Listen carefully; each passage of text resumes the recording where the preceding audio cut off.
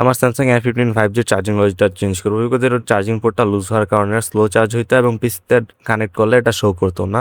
তো এর জন্য আগে ফোনটা অফ করে হট এয়ার গানের সাহায্যে একটু হিট দিয়ে নিব, দেন এটা ব্লেডের সাহায্যে হালকা করে এটা একটু উপরে তুলে নিব। তোলার পর এটা কার্ড বা যে কোনো একটা চাপটা কিছু দিয়ে এটা আস্তে করে খুলে নিব বিকজ এখানে নেটওয়ার্ক লাইনগুলো আছে।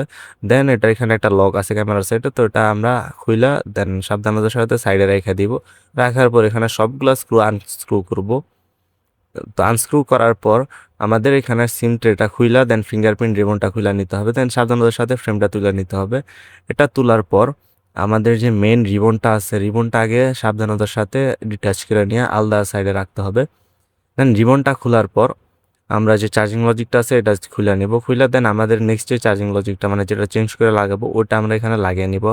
লাগানোর পর যেভাবে আমরা খুলছি ওইভাবে আবার পার্ট টু পার্ট অ্যাসেম্বলি করব। অ্যাসেম্বলি করার পর সবগুলো স্ক্রু আবার লাগিয়ে নিব আগের মতন। এখানে আমি চার্জিং পিনটা চেঞ্জ করতে পারতাম, বাট চার্জিং পিনটা চেঞ্জ করলে বেশি দিন টিকে না, তাই আমি একটা অন্য নষ্ট ফোন থেকে অরিজিনাল এই বোর্ডটা কালেক্ট করছি। তো ফোনটা আমি খুলে নিলাম কারণ আমি আগে এটা লাগাই নাই। এখানে চার্জিং আপনার লজিকে নেটওয়ার্কের লাইন থাকে, তো আমি এখানে দিব সিম লাগানোর পর 5G আমার এনেবল হয়েছে কি না, মানে সব ঠিক আছে কি না তো চেক দিব। স্পিকার মাইক্রোফোন যা আছে আমি সব চেক দিব।